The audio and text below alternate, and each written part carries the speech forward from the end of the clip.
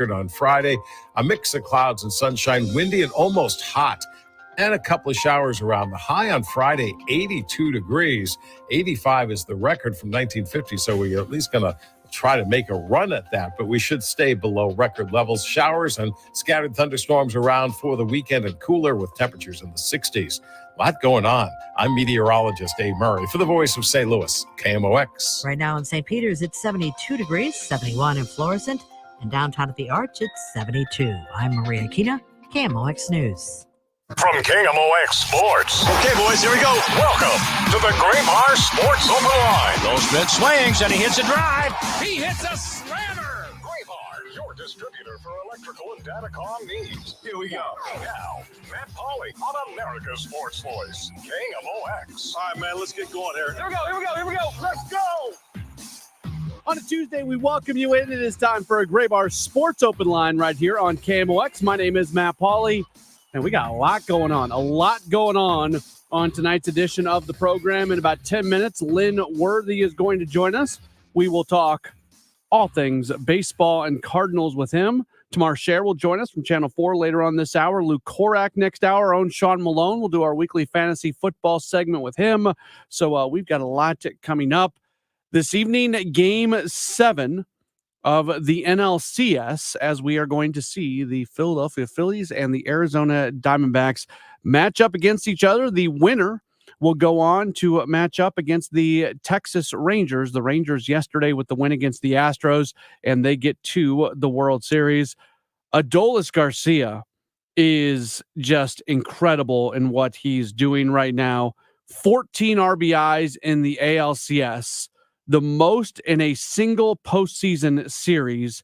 It is absolutely incredible watching what he has been able to do. And, last night on social media, there was a lot of people talking about Game 6 and what happened with the Rangers there and David Freese. And It's interesting. I guess if you lose in that type of fashion and you haven't been back to the World Series since, that's going to stick with you a little bit because the Rangers, they've had some postseason appearances since that time, but they have not been back to the World Series until now. And what's maybe most interesting when people talk about David Freese, most RBIs in a single postseason in baseball, David Freese has that record. 2011, he had 21 RBIs in 18 postseason games. So far, Adolis Garcia is at 20. So he is one RBI away from catching David Freese in that category, which kind of seems fitting. Now, I think the low-hanging fruit narrative when it comes to Garcia is being critical of the Cardinals because they don't have him anymore. And he has turned into an absolute star. And I like Jeff Passan a lot. Of all the national baseball writers out there, Jeff Passan might be my favorite. He is really, really, really good. But he kind of added to it yesterday when he tweeted out, on December 21st, 2019, the Texas Rangers paid a nominal sum of cash to the St. Louis Cardinals for the rights to a 26-year-old outfielder with 17 Major League at-bats. His name was Adolis Garcia. In the ALCS this year, he's hitting .357, 5 home runs, 15 RBIs. So you read that and you go, oh, man, the Cardinals, they really missed out. Our guy, Derek Gould from the Post-Dispatch, responded to that tweet and won. The Texas Rangers designated Garcia for assignment and cleared a spot on the 40-man roster for Mike Foltynewicz. All 29 other teams, including the Cardinals, let him clear waivers, and on February 13th, 2021, the Rangers invited him as a non-roster player to camp.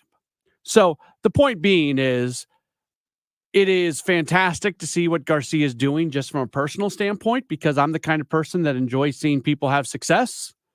And I know people are going to say, oh, he should be a Cardinal. He should be a Cardinal. And you can think that, but it's not like the Cardinals are the only team that said no to him. He was traded to the Rangers. The Rangers designated him, and every single team said no. And eventually he just stuck around with the Rangers on a minor league contract as a non-roster player. So the idea that the Cardinals had a big whiff on recognizing the type of talent that Garcia was going to be. If you want to believe that, okay, that's fine. But if you're going to say that about the Cardinals on Garcia, you have to say that about every other organization in baseball, including the Rangers, because the Rangers let him go for nothing. It just so happened that no other team ended up picking him up. But just looking at his numbers and comparing it to David Freese in 2011, and now the Rangers are in the World Series for the first time since 2011. Like, you just, all the different narratives and storylines and circular type things that are going on. It's been fun to watch the way this has played out, and we'll see who they're going to match up against. It's either going to be the Arizona Diamondbacks or the Philadelphia Phillies.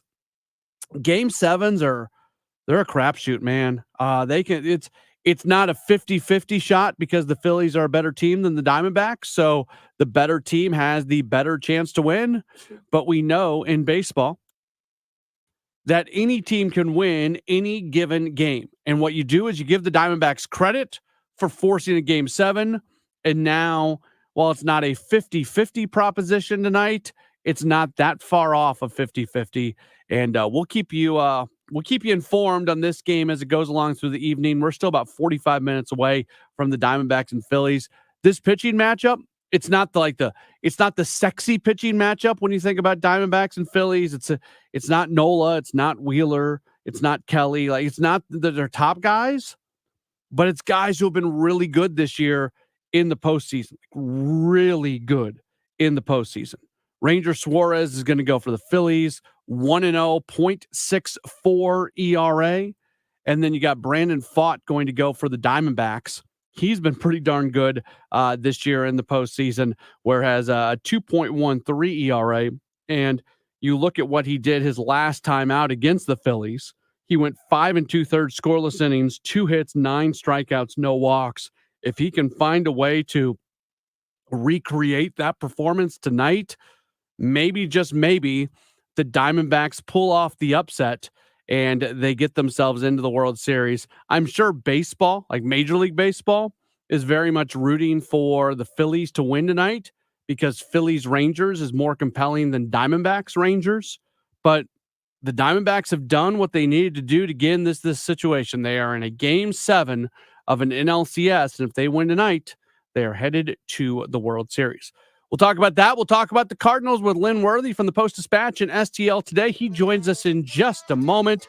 It's a Gray Bar Sports Open Line right here on America's Sports Voice, KMOX. Broadcasting from the Underlaw Injury Lawyers, GetJim.com studios. KMOX. One incredible inaugural season. Movement, feeding class down the 6. Fire! Western Conference champions. Enter it. Oh, baby, he got it. Now, City FC heads to round 1 of the Audi 2023 MLS Cup playoffs at City Park this Sunday. Oh, baby! Hear the game on KMOX, starting with a special edition of the St. Louis Soccer Report at 7. Together Credit Union pregame 8:30. Kick at 9. Our city! Our spirit! Time to paint St. Louis City red with America's sports voice, KMOX. Explore Vladimir Putin's formative years in the new Odyssey original podcast, About a Boy, the story of Vladimir Putin. Join host Julia Yaffe, Puck founding partner and Washington correspondent, as she explores why Putin's childhood is critical to understanding the Russian president and the brutal social code by which he lives, and how that biography can help inform what he might do next in the war against Ukraine. Listen and follow About a Boy, the story of Vladimir Putin, an Odyssey original podcast. Available now on the Odyssey app or wherever you get your podcasts. Says here that Gray Bar is a distributor. Yeah, we support electrical and datacom projects all over the country. So you can get me the products I need, where and when I need them? Yeah, thanks to our national logistics network. Any industry? Yeah, construction, industrial plants, schools, hospitals. So you could say Gray Bar is much more than a distributor. Yeah, you could say that. When you need a hand powering, connecting, or maintaining your operations, join the thousands of professionals who rely on Gray Bar to help keep them up and running. Yeah, Gray Bar does that. Creating a successful garden is all about planning. Some plants provide shade and others repel pests. When everything's balanced, the whole garden really thrives. My doctor at Archwell Health, she's all about planning too. We meet regularly to check my progress and make sure my health is looking good. Looking for primary care for adults age 60 and up? With more one-on-one time with your doctor, same-day appointments for members, and locations near you, Archwell Health has everything you need to flourish. Visit archwellhealth.com today to learn more. The Musial Awards return to Stiefel Theater this fall. You can be in the audience for this nationally televised event Saturday, November 18th. Named for Stan the Man, the awards celebrate those who embody extraordinary sportsmanship. Come walk the red carpet and experience the most inspiring night in sports. It's a show you don't want to miss and a perfect way to kick off the holiday season. The Musial Awards, presented by Maryville University, Saturday, November 18th. Tickets at musialawards.com. This is an important notice to consumers facing $10,000 or more in credit card debt, medical bills, or other unsecured debt. You may not be required to pay it all back because there are special programs now in effect that will significantly reduce the amount you will owe if you qualify. This is not bankruptcy or a debt consolidation loan. These programs, which the credit card companies like to keep secret, exist to aid American consumers struggling with overwhelming credit card debt by offering tremendous savings and real debt relief. Accredited Debt Relief has established a special hotline for you to call and learn what savings you qualify for. They've helped qualify consumers with over $1 billion in debt and are A+ rated with the Better Business Bureau. So don't wait. Get the relief you need during these hard economic times. For this free information, call the Accredited Debt Relief Hotline now. Call 800-873-7171. 800-873-7171. 800-873-7171. News Radio KMOX, the home of the Cardinals.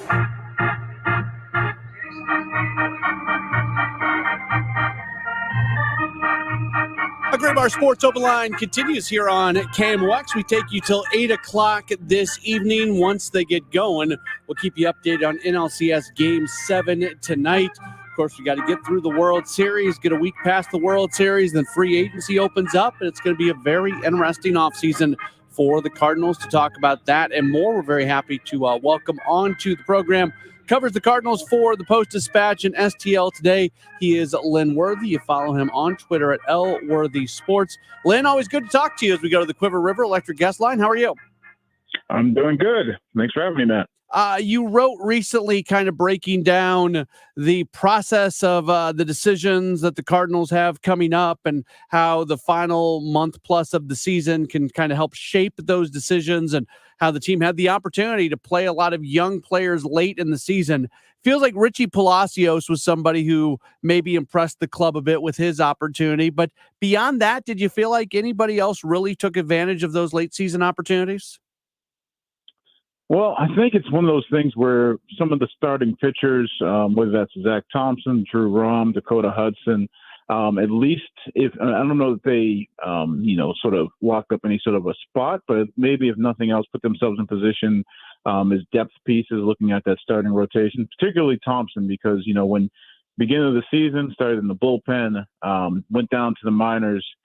They had him starting, and he really just struggled with the command, trying to, consistently locate in the strike zone.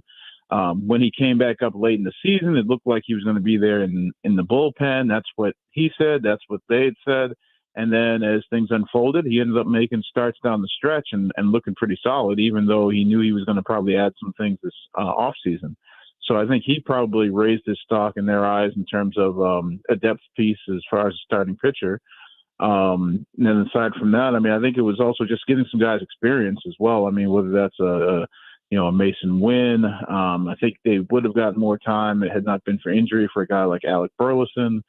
So I think there was just a lot of, I think in the piece you referenced, I sort of likened it to, what you see with rebuilding teams where it's you're going to see what you have and put guys out there and let them get experience. And it's not something that you typically see with the Cardinals, but that's what the last couple of months of the season were. What's kind of the ceiling for Zach Thompson going into spring training? Is he somebody that you think is going to go in competition for a fifth starter spot, or is he somebody that maybe they're going to kind of almost hand a job going into the season?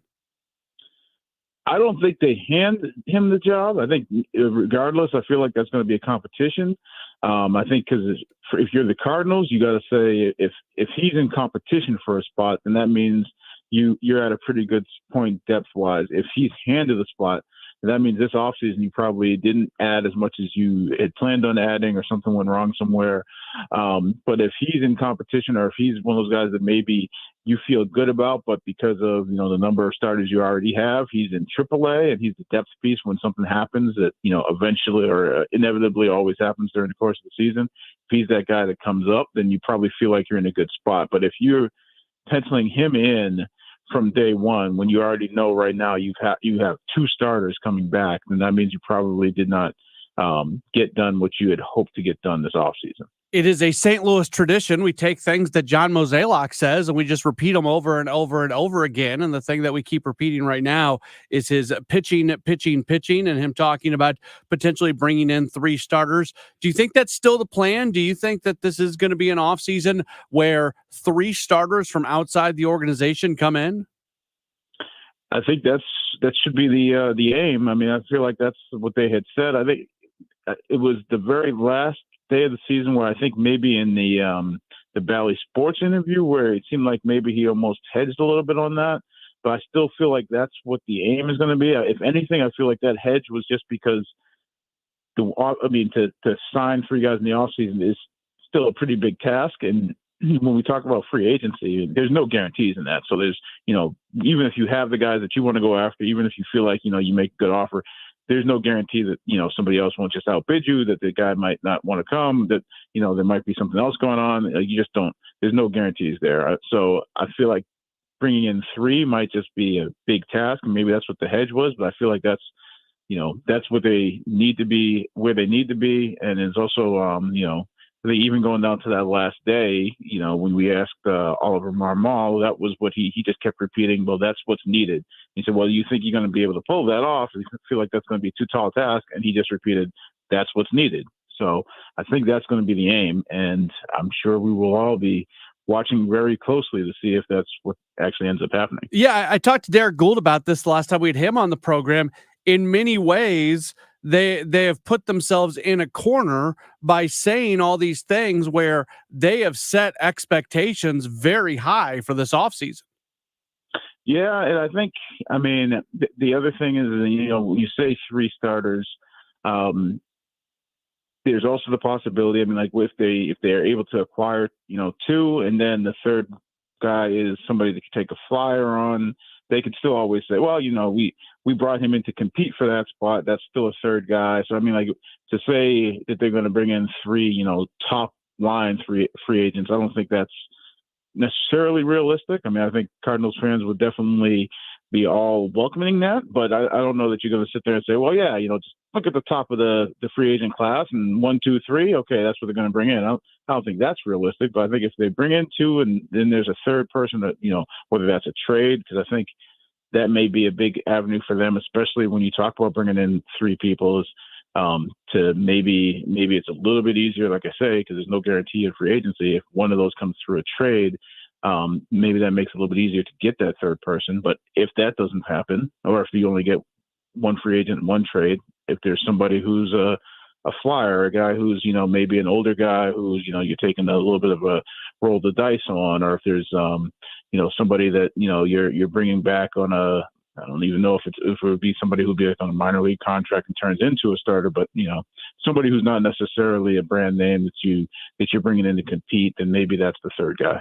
And if they bring in 2 guys who can slide in the 1 and 2 spot, and then you go Michaelis Matz 4-3-4, and there's a 5th guy that you kind of bring in, and he's part of a group competing for that 5th spot. To me, that's good enough. They need 2 top 2 pitchers. I'm not as worried as they are about the number being 3. I've never thought who a 5th guy in the rotation is. More often than not, that's not impacting you that much. Well, I think the 3, what it does is it pushes everybody down, so that, that means that your depth piece, because you're always going to go to more than that, means that's, what that means. First guy up is a Thompson or a Hudson or Woodford or Rom or somebody like that, as opposed to one of them being in the rotation and then, everybody sort of slides up a spot, and that's the depth that you're reaching for. So if you've got three and that those guys are all down there, then you're just a little bit deeper. And I think especially after the offseason they had last year, where they didn't really add as much depth, or they didn't end up having as much depth as maybe they thought they had going into spring training, or just unfolded where, the depth they thought they had just wasn't really ready or wasn't, adequate, then this season I feel like you need to probably almost, I don't want to say overdo it, but, you'd rather have more than have less. I mean, that's any offseason, but I think especially coming off of last offseason, adding three puts you in a much better spot as far as your depth. And you're going to go to that at some point. Lynn Worthy from the Post-Dispatch and STL Today covers the Cardinals, continuing to join us here on a Gray Bar Sports Open Line. Lynn, what can the Cardinals learn anything about any performance so far from any of these teams in the postseason, especially the ones who are still alive? I don't know that it's learning as much as maybe it's just reinforcing. I mean, I was having a conversation with somebody where we were talking about, well, you look at some of the games this postseason, you say, see how important starting pitching is. And then to me, I said, well, yes, but it also reinforces how important relief pitching is, because, I mean, even some of the games where you've got strong starting performances, those teams didn't end up winning because the bullpen failed, or you've seen teams get away from their starter early and rely on the bullpen, and that ends up carrying them to a win in a postseason game. So I don't think that's new information for anybody, but I think that it just reinforces, because, part of that pitching, that, the phrase that we keep going back to is it wasn't just starting pitching, it was pitching overall. So they've, and I feel like revamping the bullpen is something that teams can do in an off season, or do regularly in an off season. And you look at a team like even the Diamondbacks, they've sort of retooled their bullpen during the season with the trade deadline. But it just reinforces how important that will be if you're in contention, and if you get into the postseason, that it's not just the starting pitching, it's going to be your entire pitching staff. It was always my contention that the relief pitching was a bigger deal than the starting pitching, because I think they would have been in position, at least in playoff contention, with a better bullpen, where maybe they would have gone and got a starter at the deadline, but they lost so many games and they had so many blown saves. There's so much focus on starting pitching. I understand why, but I think that a more consistent bullpen would have had more of an impact than even maybe better starting pitching for the Cardinals this past year. Well, they go hand in hand, but there was just, that stretch early in the season where it seemed like they would get to, the seventh inning, and things would just sort of go off the rails there, because, just whether it was, a guy they'd run into a guy who was just having a bad night, or there was, just that one key mistake, or they get to 2 outs and they look like they're going to get through that. And then you get to the guys that you feel like are a little bit more reliable, and that just didn't happen. Or then you had some injuries. And so you had just, you really only got a glimpse of Ryan Helsley, it seems like, over the course of this season. You did have some guys sort of, come to the forefront. A guy like Jojo Romero seems like he could be a real piece for their bullpen going forward. But you just overall didn't have the consistency there. And the close losses, the blown saves, the times where they got to the last third of the game and then it sort of went sideways on them, I think that definitely changed the outlook for the entire season. But I think also you can always say starting pitching sort of feeds into that. If you got guys going deeper and things like that, then maybe you're not overusing some guys, or maybe you're able to, rely on certain guys a little bit less. You don't have as many of those games where it's all on the bullpen. They're not as overworked as maybe they were at some point. So it's hand in hand, but definitely bullpen shapes a lot of what we saw early in the season. He is Lynn Worthy. You read him in the Post-Dispatch. You read him at STL Today. You follow him on Twitter at LWorthySports. Lynn, always appreciate you taking some time with us, and we'll catch up again real soon as the offseason moves on. All right. Thanks for having me. Take care. All right. There's Lynn Worthy joining us here on the program. Appreciate him being with us here on the Quiver River Electric Guest Line. When we come back, we'll go back to that guest line. Tamar Sher, Channel 4 KMOV sports reporter and anchor. She'll be with us in just a moment as we roll on with a Gray Bar Sports Open Line on KMOX. Scrubbles Car Wash is now scrubbing in St. Louis with 3 locations now open in St. Peters and 9 more scrubbing soon throughout St. Louis. Our starting lineup of locations are the best in the biz. Come see our state-of-the-art car wash. Visit Scrubbles Car Wash at 297 Salt Lick Road, 1125 Cave Springs Estate Drive, or 3300 Mid-Rivers Mall Drive. We specialize in clean, but our focus on professional customer service sets us above all the rest. See why Scrubbles is batting cleanup for St. Louis. I'm Dave Glover, and I see clearly now thanks to the doctors, Dr. Greg Birdie, Ranjan Malhotra, Robert Brusati, Andy Royer, and Samuel Barry. You can too. Just go to youridoc.com. Nobody wants a surprise in their jelly donut. It's toothpaste? That's because the middle is the most important part. At Graybar, we're at the middle of electrical and datacom jobs across the country, connecting installers, facility managers, and business owners with smart solutions for their most challenging projects, which means stocking and delivering crucial products on time and on budget with no surprises, thanks to our nationwide logistics network. Yep, Graybar does that. Hey, Cardinal Cowboy here. According to Remodeling Magazine's latest cost versus value report, a new garage door has 100% return on investment upon resale. If you're shopping for a new garage door, talk to my friends over at Renner, formerly St. Louis Door Company. Family owned and top rated garage door repair and replacements in St. Louis for over 50 years. RENNER, forward and back. For information and specials, go to RennerDoorSTL.com. Renner, the garage door company that does. Have you been wanting to find the secret to losing weight and getting healthy the natural way without drugs or injections? Hey everyone, it's Dr. Michael Glickert with St. Louis Weight Loss Secret, and I know the secret to losing a half a pound to a pound of fat every day naturally, safely, and effectively without counting points or calories. No prepackaged meals, no hormones, no drugs, no injections or surgery. Schedule a free consultation now at moweightloss.com. Hey, this is Debbie Monterey, and I just would like to reiterate what Dr. Glickert said, that you can lose a half a pound to a pound per day with St. Louis Weight Loss Secret. And I can say that with confidence because that's what happened for me. Getting on the scale every morning, losing a half a pound to a pound was extremely motivating to stay on my plan. I lost 20 pounds in the first month. I've lost over 40 pounds altogether using St. Louis Weight Loss Secret. It really is not that hard when you follow their plan. Find out more by going to moweightloss.com. moweightloss.com. Hi, this is Dr. Brad Schaefer. As a podiatrist, I can tell you no two people's feet are alike, which is why I recommend Dr. Scholl's custom fit orthotic inserts. They're customized for your feet, so you get a unique solution your feet really need, not just a one-size-fits-all insole. They're clinically proven to provide pain relief for achy feet, knees, lower back, plantar fasciitis, and heels. Take the Dr. Scholl's Custom Fit Orthotics Assessment in Walmart today, now in the foot care aisle. Wireless headphones. That'll be $200. I'll use my Capital One Quicksilver card. Now that's a hit. You used the Capital One Quicksilver card, which makes you the hero of every purchase. With Quicksilver, you earn unlimited 1.5% cash back on every purchase everywhere. I wanted running music, but unlimited 1.5% cash back is pretty heroic. Good instincts. Every hero needs a theme song. The Capital One Quicksilver card. What's in your wallet? Terms apply. See CapitalOne.com for details. Before you sell your home, you should know the facts. This is Debbie Monterey. What's your home's true value? Which realtor will get you the most money? And as a seller, is the market still in your favor?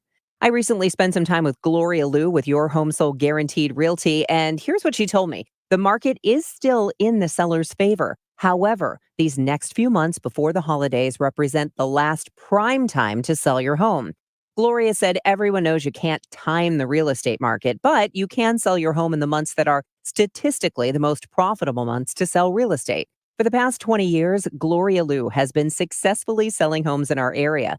How has she been so successful? Well, she already has the buyers, which allows her to guarantee to sell your home at your pre-agreed upon price and time frame, or she'll buy it herself. Call Gloria Liu at 314-325-6888. That's 314-325-6888, or find her online at gloriahasthebuyers.com. This is the Graybar Sports Open Line. Goldschmidt swings and he hits a drive. He hits a slammer. On America's Sports Voice, KMOX. Back at it here on a Tuesday night. It is a Graybar Sports Open Line on KMOX. We're headed back to the Quiver River Electric Guest Line. Happy to welcome on to the program She is a sports anchor and reporter with Channel 4 KMOV. She is Tamar Sher. You follow her on Twitter at Tamar_SHER. Tamar, always great to talk to you. How are you? Good. How are you, Matt? I miss chatting with you in the Cardinals clubhouse. It's been a long time. It has been, and the season could have gone longer, and it didn't, and that's a bummer. Well, I'm sure we'll cross paths at some point in the relatively near future.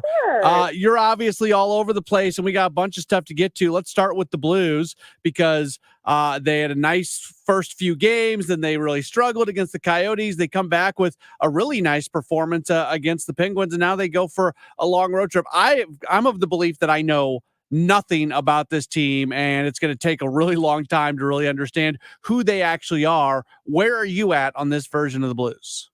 That's what everyone's saying. And Matt, I'll tell you, it was a statement win that we saw. That was a really great win heading into a long road stretch, and that's what we wanted to see. That's what Craig Berube wanted to see from these guys, because they had to do a lot of shifting with Pavel Buchnevich out, and that was one of their guys in the top line that they were expecting to have great production from. When you get him out in the first couple of games of the season, you have to see who steps up. They have done that. Colton Parayko back with his fast slap shot. There's guys who can contribute. There's still that question of what the identity of this team is. But the fact that they did have the statement win that they had going on a long road stretch is so pivotal. And that's something they needed, because in all reality, if they had a shootout loss, a shootout win, and then a really bad loss before that statement win. So that's going to be really key in seeing how this team all flows together. Last year, they had an okay 2-game start, and then everything just kind of fell apart. How important is it in this first month and a half of the season, just if nothing else, to kind of tread water and at the very least not go into any type of long-term losing streak? And that was Captain Braden Shen's point, is he is continuing to be on top of everyone, because they don't want to get in the hole they dug themselves in last year, where they're losing 8 straight games in the beginning of the season. That's not the place they want to be. As we've seen, there hasn't been a lot of roster shakeup. This is a team that people are confused of what their identity is, because a lot of the same guys are back, and you got losses in some of those key Stanley Cup championship guys. But when you have this group, Braden Shen has been on top of everyone, saying, we don't want a repeat of this. We're going to work on our puck play. We're going to work on the fundamentals at its core. And that's how they're going to be able to push themselves forward. We still have a lot to see, because this being only the first week, we don't really know what the identity is yet.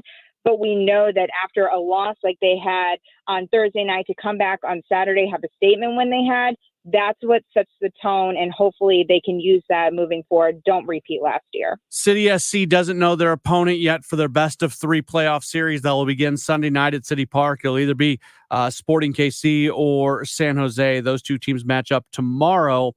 You look at the final 4 games of the regular season for City SC, they only won 1 of them. That was against Kansas City. They lose the other 3. In some ways, it feels like they're limping into the playoffs. At the same time, they kind of knew their playoff fate through much of that, so the stakes were different from them. How do you assess who they are as they get ready for their first ever postseason appearance? That's the thing, Matt, is you look at, first of all, they did beat Sporting KC, and that could be one of their opponents in the first round of the playoffs, either Sporting KC or San Jose. So that looks good for City SC. But when you look at the identity of this team, they already knew they had clinched the playoffs. They already knew that they were going to be number 1 in the West, far beyond their final match of the season. So I'm not really worried about them, to be quite honest. I think that this is a core group that can have spurts. And you saw throughout the season that there were spurts that they were really great and they were on fire. Then they lacked a little bit. You had Klaus out. Now he's back in. You got your key strikers. There aren't many injuries that we're talking about, which is great heading into the playoffs. And listen, this team is so fired up right now, and that's what you need. They're fired up. They're mad. They lost the last 2 games, the last 2 matches of the season. And we've seen it time and time again from this team that when they're mad, they get hungry. So they do have some time off. That's going to be something that they're going to have to stay critical and really focus in their training sessions. That's what Bradley Carnell has been saying, because they do have that time off. They don't have the wild card match like San Jose and KC have. But at the same time, we know this team. We love this team, and they're going to put on a show. They're going to entertain. It feels like this first game on Sunday is so important, and for no other reason, they're going to have better legs than either Kansas City or San Jose, because they're going to be coming off a midweek match where City, like you mentioned, is going to have this break going in. Correct. And can you just imagine having Sporting KC as the match on Sunday? I know it's a 9 p.m. game, not very attractive, but you know that St. Louis, if that is the matchup, is going to go insane. We have a City SC special on Friday on KMOV that we're excited about to get everyone ready. And that's the main focus. It's, what they can provide and what we've seen from the season. This is history that we are witnessing. So no matter what, no matter who they play, the fact that they are in the playoffs right now is what we need to focus on. That's pretty incredible. I'm excited for what downtown's going to look like on Sunday, because that's a day where if you're going to that match at 9:00, hopefully people are spending the day down here, having an adult beverage or two responsibly, of course, yeah. and then making their way in. I mean, that should be a pretty. I would just think the environment's going to be really good on Sunday.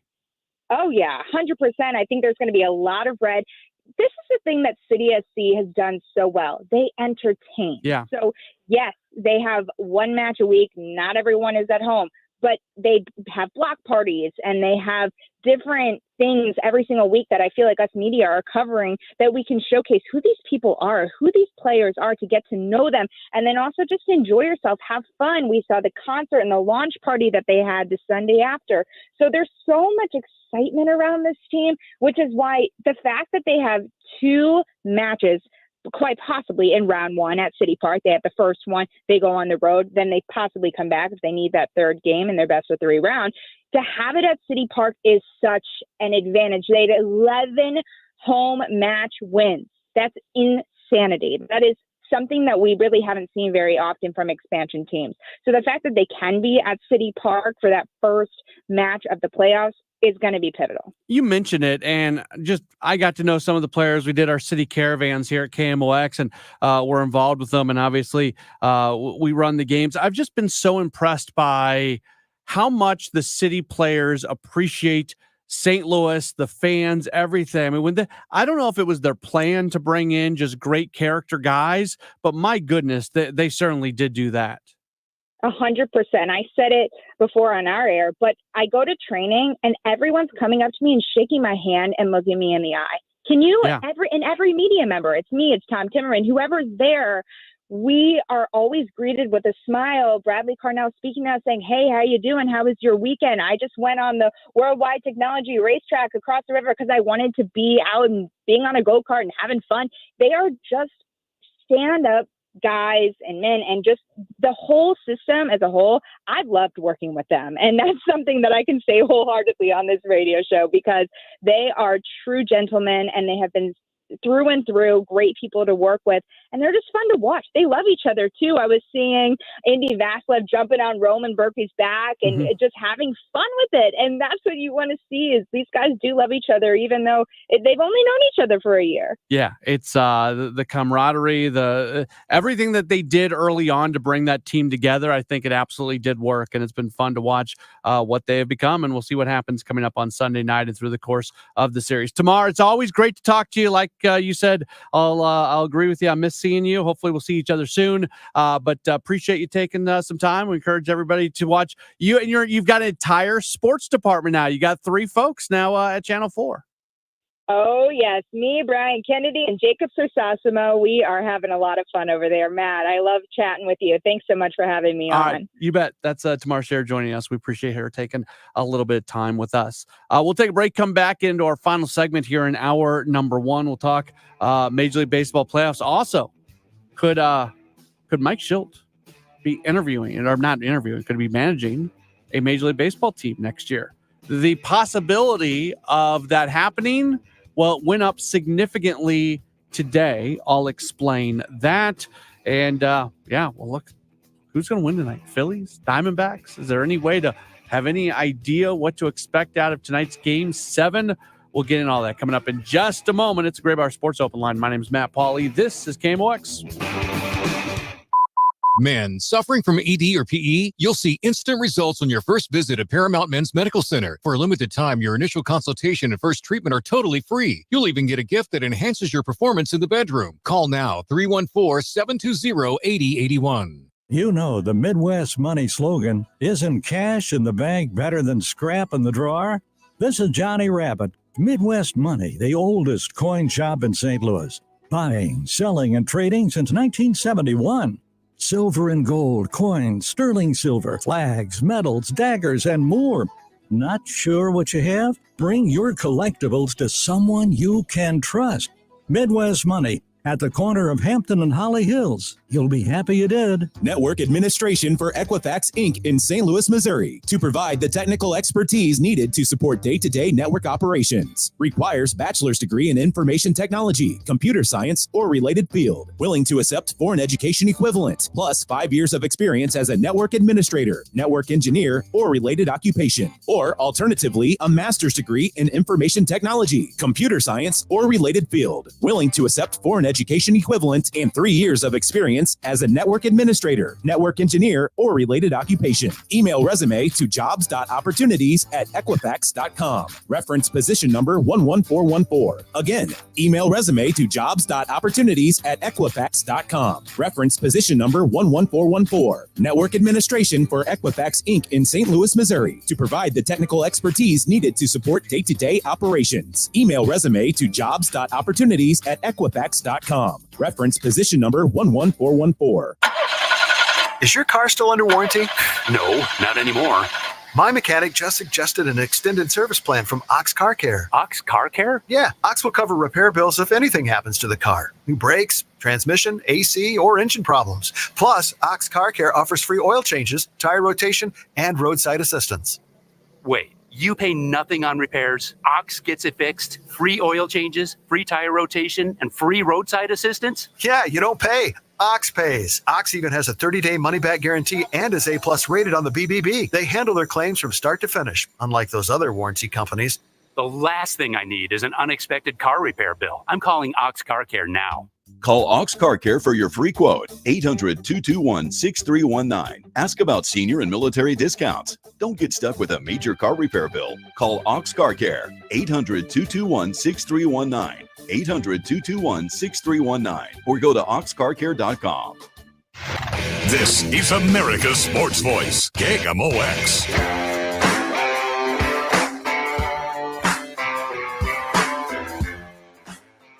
Into our final segment. It helps turn the microphone on. So we've got the stream going, and there's cameras to turn on, and there's microphones to turn on, and I'm a very simple type of individual, and I'm good pressing one thing on or one thing off at any given moment. But when I got to do two things at once, that's when that multitasking becomes very, very, very challenging for somebody like me. Welcome back into the program, 314-436-7900, 314-436-7900. That's how you call. That's how you text. You can also tweet at me if you'd like, at Matt Pauley on air, MattPauley on air. So Bob Melvin, now former Padres manager, has left the Padres, and he's going to be the manager of the San Francisco Giants. He's a Bay Area guy. He was with Oakland for a while. It makes sense. He's going to be happier there. And more importantly, the relationship, if you believe everything that is said, the relationship between Melvin and Padres general manager A.J. Preller was not good.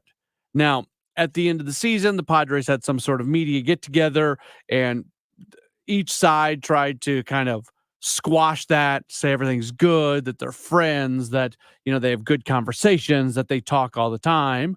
But bluntly, I believe some of the reporting that's going on. And when Ken Rosenthal goes out and says, you know what, these guys didn't get along. These guys did have lots of issues. I tend to believe that. And we talk a lot about the Cardinals and John Mozeliak and the managers that the Cardinals have gone through post Tony La Russa, and how there's a good number of them. We've said it over and over when at one point in time and during the regular season where there was a lot of pressure from fans to maybe make a managerial change and move on from Oliver Marmol, which is never anything that I was in favor of. But as somebody who was hosting those post-game shows, I heard it call after call after call. Now, as the season went along, it felt like the pressure changed a little bit, and a large portion of the fan base went from being mad at Oliver Marmol to being mad at John Mozeliak. Wherever we don't need to sit here and assess blame at the moment when it comes to the Cardinals for this conversation. But the point being, when we were talking about, is there any possibility the Cardinals would move on from Oliver Marmol, one of the first things that we would bring up is one of the reasons why it was likely not to happen is just because if you're the Cardinals, you don't want to bring in another manager. There's been a bunch of them in recent years. Well, the Padres put the Cardinals to shame when it comes to that, as AJ Preller, the general manager of the Padres, is now looking for his 7th manager in 9 years. 7 managers in 9 years in San Diego. He got there in 2015. He fired Bud Black, hired Pat Murphy, who was the interim. Murphy then moved on. Then they went to Andy Green. Green was there for a few years. They fired him. Rod Barajas was the interim manager. Then they went to Jace Tingler. He got fired. And now Bob Melvin is left, and they're looking for another manager. So AJ Preller, with all due respect to everything that he has done, he so far has not been overly successful in the managerial department in terms of the Padres and who is leading their team on the field. So where this gets connected to the Cardinals, Mike Schilt has worked for the Padres for a good number of years. And I'm surprised that Schilt hasn't gotten more run as a legitimate managerial candidate. You look at what he did in St. Louis, and I don't have a problem with, and I wasn't here when everything went down and he and the Cardinals moved on from him. I don't have a personal relationship with him. I'm one of the few in the media here that don't, just because I was not here. So I'm talking about it from a little bit of a different vantage point than probably other people here locally talk about it. But from what I understand, it just, the disagreements, the disconnect between him and others in the organization, it just wasn't going to work. And that's okay. Like, that's not a shot at him. That's not a shot at the organization. Sometimes you just got people working together, and it's best if they don't work together and you move on. And maybe that's the case of what just happened in San Diego when it comes to Bob Melvin and AJ Preller. Maybe those two guys just were never going to be able to be on the same page. Here's what I have to wonder, though, because Schult's been working there for a while, and all reports indicate that if they are going to go internal, if they're going to look at an in-house candidate to replace Bob Melvin, that Mike Schilt is the leading candidate for that job. That's been reported out there. I don't know if it's going to happen or not. I don't know if the Padres probably want, they may want to look outside the organization. Again, I'm not locked in on that situation. I just keep hearing Schilt's name. I don't know what Melvin's issues with Preller were, and different people have different issues with different organizations, right? So just because Bob Melvin had issues with AJ Preller, and just because Mike Schilt did not completely get along or was not completely on the same page with people at the Cardinals, that doesn't mean that automatically means that Mike Schilt isn't going to be able to be on the same page with AJ Preller. But I do think it's a conversation to be had, that if and when they do interview Schilt, which seems likely considering the fact that everybody's saying that he's the most viable internal candidate, you probably have to go through and see what the issues were in St. Louis, maybe even compare them to the issues that Bob Melvin had with the organization, and make sure that you're not going down the same path. Because if you're AJ Preller, this might be your last chance to hire a manager. This might be it. When you look at his track record of going through manager after manager after manager, and now he can't get along with a guy who is universally respected in baseball, and Bob Melvin. At one point, is it not the manager's fault? It's AJ Preller's fault. And is Mike Schilt that guy that you want in that seat moving forward? Those are the questions that I'm sure they are asking right now in San Diego. When we return, we talk with our guy, Sean Malone from the KMOX newsroom, but we talk with him about fantasy football. Got some fantasy tips for you. That's coming up after the 7 o'clock news right here on KMOX. Did you know that now is the best time to top dress your lawn? St. Louis Composting has compost specifically created for top dressing. To learn more, visit stlcompost.com. That's stlcompost.com. Hi, this is Ken. And Laurie Heisey of Heisey Advisory Group. We're dedicated to helping individuals and families work toward their financial goals. Join us Sundays at 9:30 a.m. for Your Retirement Highway. Investment advisory services by individuals through AE Wealth Management, LLC. Earthquakes don't just happen in California. They can happen right here, anytime with no warning. The chance of a major Missouri earthquake in the next 50 years is as high as 40% and can cause billions of dollars in damage. Are you prepared? Most homeowners and renters policies don't cover earthquakes. Are you covered? Earthquake insurance can help protect you and your family, and it's more affordable than you think. Call your insurance agent or visit centralusquake.org. That's centralusquake.org. Remember, it's not if, it's when. Hey folks, this is Charlie Brennan. For more than 25 years, I've learned there are a lot of reasons to appreciate the doctors' doctors. Greg Birdie, Ranjan Malhotra, Robert Brusati, and Andrew Royer at Ophthalmology Associates. You know, they treat more doctors than any other practice in St. Louis. They're also available for emergency calls. In fact, I might point out that I had a serious eye problem earlier this year while traveling in Arizona. I got a treatment plan and a prescription over the phone at 314-966-5000. One more benefit of Ophthalmology Associates. Also, the doctors' doctors are pleased to welcome Dr. Samuel Berry to their practice. Dr. Berry is a cornea surgeon with the latest knowledge and techniques for advanced eye care and treatment. So now it's Birdie, Malhotra, Brusati, Royer, and Berry. The best doctors to see for your best vision in St. Louis. 314-966-5000 and youridoc.com. Hey, folks, it's Charlie Brennan. You know, this year we noticed some missing mortar and loose stone around our front stone porch. You got it. We called Morelli Tuck Pointing. The Morelli team spot pointed the inside and outside of our stone porch. They used a waterproof mortar, which really matches well. Then the crew removed the old caulk where the porch meets the front brick wall. They then sealed this area and the rest of the deck using a polyurethane caulk and a sand finish. Our front stone porch is now in great shape, and it's never looked more beautiful. Do you live in a stone or brick home in need of repair? Call Morelli, the company that has won the Angie's List Super Service Award every year since 2005. Morelli, the masonry specialists, at 314-645-1387 or MorelliTuckPointing.com, and consult their reviews on the Google, Angie's List, and Better Business Bureau websites. KMOX, KEZK, HD2, St. Louis. This is KMOX, the trusted voice of St. Louis. Always live on the free Odyssey app.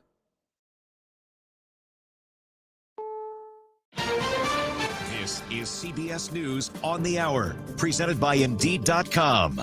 I'm Jennifer Kuiper. House Republicans again begin the nomination process for a new speaker 3 weeks after Kevin McCarthy was ousted. CBS's Allison Key says it comes after an unexpected development earlier today. Minnesota Congressman Tom Emmer won the most votes from Republicans Tuesday morning to become House Speaker nominee, but hours later he was out.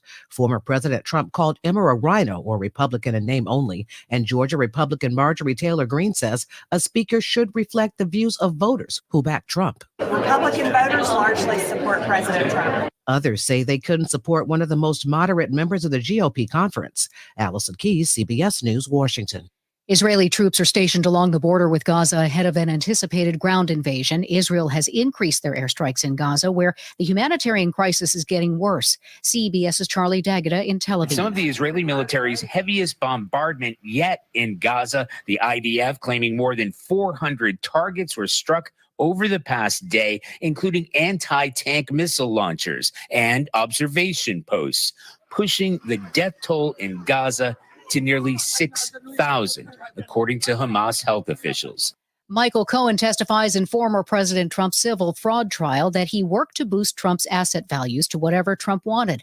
Cohen, Trump's former fixer, is considered a key witness in New York Attorney General Letitia James's lawsuit. CBS's Robert Costa says Trump... He did not ever seem to look at Cohen much. They did not have much eye contact from what we could tell here at CBS News. Instead, it was more of an icy tension in the room about what was unfolding as Cohen detailed all of this alleged fraud. Former Trump attorney Jenna Ellis pleads guilty to reduced charges for trying to overturn former President Trump's 2020 election loss in Georgia. Assistant DA Daisha Young asks Ellis if she was clear with all the conditions of the agreement. That you testify truthfully at all hearings or trials involving co-defendants, that you have no communication with co-defendants, witnesses, or the media until all cases have been closed. Yes.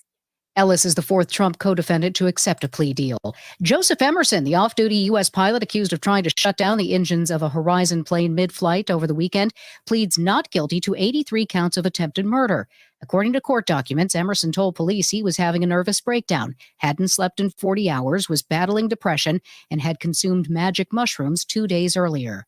The United Auto Workers strike expands to a GM factory in Arlington, Texas, where Keith Crowell works. We standing up. We stand up for the working class. It's not just GM workers. We stand up for all working class across America. Corporate greed has gone too far, and they want to leave us behind. This is CBS News. Staples stores provide innovative products and services for small business, remote workers and learners, even teachers and parents. Explore more at your local Staples store.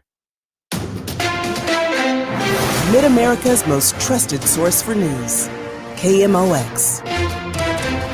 At 7:03, we have clouds and 71 degrees downtown at the Arch. I'm Maria Kina. Our top story this hour: legislation to address St. Louis's homeless crisis facing an uphill battle. After a mix of support and opposition heard from the public, the Board of Aldermen got to ask Alicia Saunier about bills to address homelessness in St. Louis City.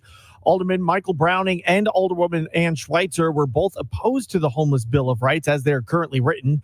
Alderwoman Shamim Clark-Hubbard acknowledged the legislation doesn't have enough support as it stands. You heard the comments here today. You heard the comments from our community. You heard the comments from stakeholders.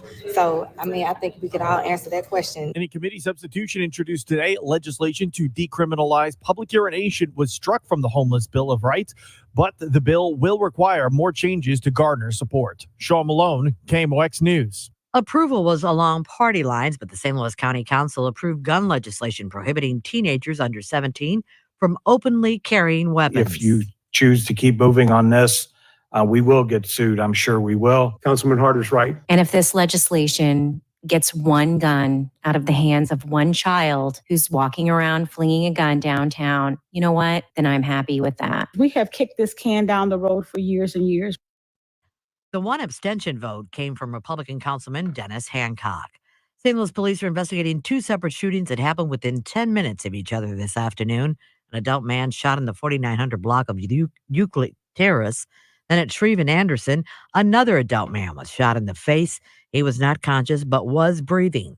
Homicide has been requested to investigate both of the cases because the victims are in critical condition. It is our opinion that the records sought by this request, which are not being sought for any commercial interest, greatly contribute to the public's understanding of what and how MSD carries out its work. St. Louis County Councilman Ernie Trake is reading part of a letter that he and Councilwoman Kelly Dunaway sent to MSD asking for documents on the utilities rate proposal. After making a sunshine request, Tracus and Dunaway say that MSD notified them there would be a $325 charge for the documents. This information is vital to public trust in MSD. If you disagree with us, we kindly ask that you respond with your rationale. If you do agree with us, with our position, we ask that the charge be waived pursuant to the above cited statute. Tracus says he read his letter publicly at the council meeting because he wants people to know why MSD does not want to be forthcoming with the documents requested, since MSD had no objections as to whether they are subject to sunshine law requests. So I just hope that MSD understands the nature of our inquiry and that there are eyes on them in terms of how they operate. It's 7:06. Let's get a check of our forecast with Dave Murray. We almost have to check the calendar. Not feeling like late October at all. Cloudy, windy, and warm this evening and overnight. Couple of showers here and there. Evening temperatures in the 70s, 65 for the low. On Wednesday, clouds and showers in the morning. A little afternoon sun, but it stays windy and warm, 79 degrees. Couple of showers late Wednesday night. Thursday, mostly cloudy and showers, windy and warm, 78 degrees. Almost hot on Friday, 82. I'm meteorologist Dave Murray for the Voice of St. Louis, KMOX. Right now, it's 71 degrees in St. Peter's. It's 71 degrees in Florissant, and it is 71 degrees in downtown St. Louis. Mike Elam just walked into the studio. That's why we're laughing. I'm Maria Kina, KMOX News. This is the Graybar Sports Open Line. Goldschmidt swings and he hits a drive. He hits a slammer. On America's Sports Voice, KMOX. It's Graybar Sports Open Line here on KMOX, and it is once again time to welcome on to the program Sean Malone. Of course, you hear him all over our newscasts throughout the day, but he also has another side. He has his fantasy football side. He is a fantasy writer for Fantrax. That's Fantrax. He also co-hosts the Fly Fantasy Football Podcast. You follow him on Twitter at SMalone27. He joins us right now for our weekly fantasy football conversation. Hey, Sean. Hey, how's it going? Good. How are you? I'm doing well. The thing that's really struck me here recently, maybe we talked about this a little bit last week, but running backs are such an important part of fantasy football. When starting running backs go down, it seems like there's not like a single guy that ever takes over for him. Like you try to make the most of injury situations, but it just doesn't seem like that's happening very much. Well, that's why like handcuffs are always so valuable when it's the right handcuff. Mm-hmm. I'm not a firm believer that every handcuff needs, or every running back, you need to have their handcuff. But there's a handful of guys where you know who the next man up is. And it's just taking out an insurance policy. Even if you don't take it out on your own running back, if someone owns Christian McCaffrey, who he was able to play on Monday Night Football, but Elijah Mitchell, when healthy, is going to be the next man up. It's almost like taking out an insurance policy on your buddy's car. If he has Christian McCaffrey and you have Elijah Mitchell, if his car gets in a wreck, now all of a sudden you've got a running back that's worthy of starting. But there was some mystery around one running back backfield in particular last week that I'm happy to say I called it pretty well in last week's episode, the Rams running back situation. Darrell Henderson was an awesome play for anyone that streamed him last week, and he's all the way at the top of my list of ads for this week right now. Two factors that I really liked that I saw from him in that game was, number one, he got 57% of the snaps. So even though he just came in off the street, I know he knows McVay's system because he's got familiarity being there for the past couple of years previously. But even with those 57% of snaps, what really was optimistic to me, he played 39 snaps in total in that game. He got the ball, or they targeted him with the football 20 times. So while he was on the field, they made an effort to get him the ball over half the time he was on the field. I imagine as he continues to get into game shape, especially with both Kyron Williams and Ronnie Rivers on the IR, they're not going to be coming back for a couple weeks. We could see a lot more work for Darrell Henderson increasing over these couple of weeks. I had Zach Evans. I didn't start him, but I had him just thinking that maybe he would get something, and he really wasn't much of a factor. That's going to go down as one of the biggest fantasy football waiver wire mirages we've had this season, where he was, if you will, the incumbent guy on the job. Royce Freeman and Darrell Henderson weren't really the guys. I mean, they weren't even on the team a week ago.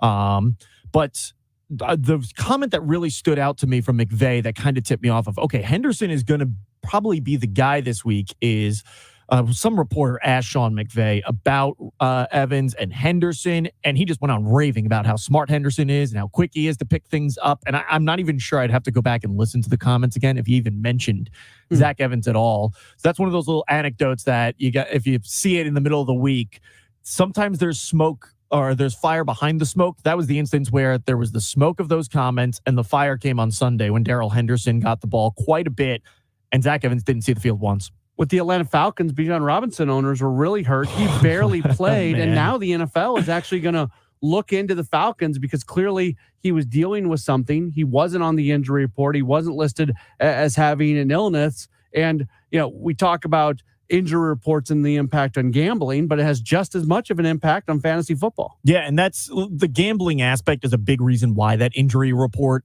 exists in the first place. So that way, if someone is going to be hurt, it has to be communicated. I'm not sure how it works on the game day aspect of it. I know obviously during practice, they have to designate each day whether or not someone was limited. By Friday, they've got to give them a designation of they're 100% healthy, which means they're off the injury report altogether. They're questionable or doubtful. Probable hasn't been a thing in years now. But that was just so bizarre that there wasn't an ounce of any sort of information that Bijan was dealing with anything, not even prior to kickoff. Yeah. I mean, during the first quarter, people were wondering, is Bijan Robinson suspended for part of the game? Is he, being benched to have a message sent to him? Like, did something happen? And it wasn't really until halftime we got that news that he was dealing with an illness. Post-game, it wound up being a headache, but the biggest headache was for fantasy football managers that have Bijan Robinson on their team. I lost a couple of leagues simply because Bijan Robinson got 0.3 points, 1 carry in the final 45 seconds of the game for 3 yards. So Taylor Swift is having the Travis Kelce effect. Now, there was a graphic that was thrown up showing his numbers when she's in attendance and his numbers when she's not. Nothing against Taylor Swift, and I am a big Taylor Swift fan. Okay, but good to know. I think a lot more of that had to do with Travis Kelce was coming back off of an ankle injury, and he's a little bit healthier now than he was at week 2 and week 3 of the season. I forget at what point they actually started dating one another. I think that has a bigger factor to do with it, but Travis Kelce, he's playing out of his mind right now, and I wouldn't be shocked if there's almost like a layer of insurance to Travis Kelce in those blowout games where Andy Reid is thinking, okay, let's get Travis Kelce another touchdown because Taylor Swift's in attendance. Because that kind of, the Kansas City Chiefs like to have fun with things like that. They'll do the ring around the rosy type huddle, so it doesn't really elevate the value of Travis Kelce just because I don't know if his value can get any higher. But if you're a Travis Kelce owner, I think you can have a little comfort of if it's a 28-0 game and Travis Kelce hasn't scored, they might, at least I believe they would try to get him a touchdown. He single-handedly got me a win this week. Take that, Fox 2's Daniel Esteve. That's who I was matched up against this week, and I took down Daniel. So I lost in a 12-team full PPR, 165 to 164. Ooh. Yeah, and I had Addison and I had Madison going on Monday night as well. And I had Kelce and Mahomes both together in that game and still came away with the loss. That was tough to swallow. Yeah, absolutely. All right, so give me some of the players. We always look at what's going on from an injury perspective. What else? Players who are taking a step forward. Players who might be available in leagues. Who should managers be looking at? So this is an interesting week because although bye weeks are rolling through, they're not happening this week. Not a single team is on a bye in week 8, which I don't know why the NFL does that. I feel like in 2023, we can figure out how to spread bye weeks out a little bit more. 6 byes last week? There were 6 teams on a bye, and I think this coming week, there's 6 on a bye as well. Something like that, where it's like, come on, you can't take 2 from here, 2 from there, make it 4, 4, 4. Yeah, I don't know. I'm not great at math. I work in radio for a reason. I mentioned Darrell Henderson. I think in pretty much all leagues, especially if you're a Kyron Williams owner, he's a must add. I think that he already showed he's got potential to be a low end RB2 or a flex at worst. If he continues to get more touches over the next couple of weeks, that's going to go up. Kendrick Bourne was really interesting for me because he's performed well in every game this season, even at his absolute lowest. He's got 5.5 points per game. I've avoided making a big deal out of him just because the targets haven't exactly been there. There was a stretch with 3 weeks in a row that he didn't have more than 5 targets in a game. And I like those underlying stats, targets, snap counts, things like that. But in the last 2 weeks, he's had 18 targets and he's put up in full PPR 17 points or more in each of those games. Listen, someone's got to catch the ball in New England. It's not a prolific passing attack, but someone has to throw it, and that's Mac Jones for now, at least for the majority of the game. And Kendrick Bourne seems to be the one that more often than not is coming down with the football. So I think he's certainly someone worth rostering. I mentioned the cloud around the running back core for the Arizona Cardinals last week. And again, it changed again this week with Ingram not seeing the field at all, let alone getting the ball, even though he got the ball more than DeMercado did the week prior. Now this past Sunday, DeMercado was the lead back of the bunch, and he got 13 carries for 58 yards. So if you're really looking for someone to add, I think, running back, Henderson's first. I think DeMercado's second.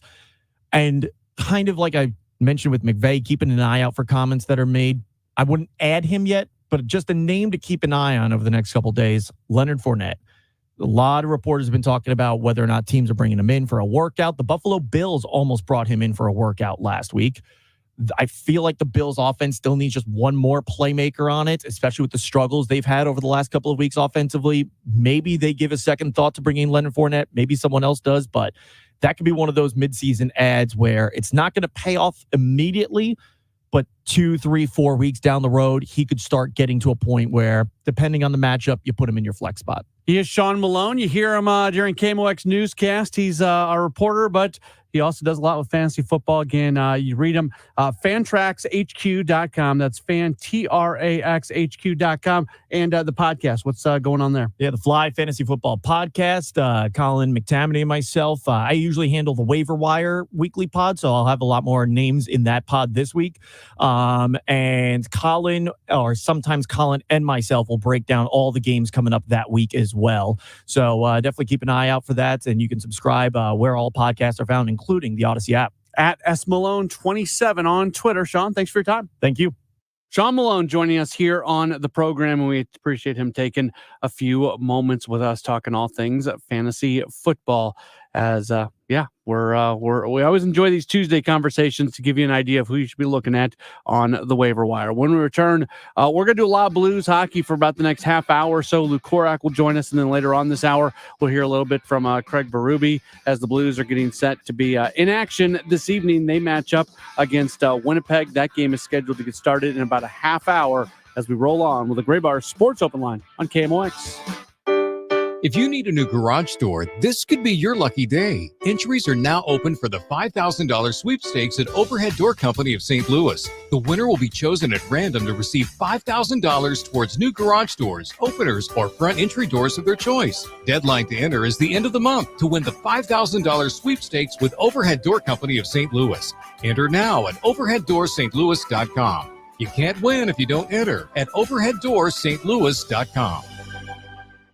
Urgent Camp Lejeune settlement message. On September 6th, the government announced it will soon begin providing fast, guaranteed settlements to Camp Lejeune Marines, families, and civilians. Awards will range between $100,000 and $550,000, with an option for higher amounts. If you or a loved one spent time at Camp Lejeune and suffered cancers of the bladder, liver, or kidneys, leukemia, non-Hodgkin's lymphoma, Parkinson's, or kidney issues, you may qualify for compensation and could be paid within 60 days after accepting your settlement, with your VA benefits fully protected. You may be entitled to a significant financial award for your Camp Lejeune claim, but you must act now. Call the James Harris Law Camp Lejeune helpline now to get the compensation you deserve. We're already fighting for thousands harmed by the water at Camp Lejeune. Call now or you may forever lose your right to be awarded a settlement between $100,000 and $550,000. For your free evaluation, call 800-217-1155. That's 800-217-1155. 800-217-1155. Hey, Mott's Matt back at it for Brewpub Pizza. The month of October is the creme de la creme in the pizza industry. It's the big game for all things pizza. It's National Pizza Month, so it's about time you roll out the red carpet that leads right to your freezer and usher in a Brewpub Lots and Monts of Pizza. In case you haven't heard, Brewpub pizzas are made in the heart of pizza-loving land, Kaukauna, Wisconsin. So that means, yes, Brewpub pizzas are loaded with award-winning Wisconsin mozzarella cheese, high-quality toppings, and zesty, flavorful sauce. So join the National Pizza Month fun and put a Brewpub Lots and Monts of Pizza on the menu tonight. Available at your local grocery store. Get a pen. You'll want to take this number down. Okay, you have health insurance or you don't have health insurance, but you want health insurance at a reasonable price, right? Well, you won't find it with Obamacare, where you can only sign up once a year with their high deductibles and limited networks. You need to talk to an expert. Kim Kiefer at H&L Agency can help. If you pay for your own health insurance or your employment coverage is just unaffordable, or if you have a few employees, you could be saving 30 to 60% if you qualify. Couples under 65 are saving $500 to $1,000 a month with better coverage. Go to hnlagency.org and get a quote today. We all need quality health insurance at an affordable price. Call Kim at 800-975-2841. That's 800-975-2841. Or go to hnlagency.org. And is spelled out. That's hnlagency.org. A quality plan managed by you, not the government. What defines us is who we are as a collective group and how we progress and gain momentum through the season. The Coach's Corner with St. Louis City coach Bradley Carnell. Mondays at 9:35 on America's Sports Voice, KMOX.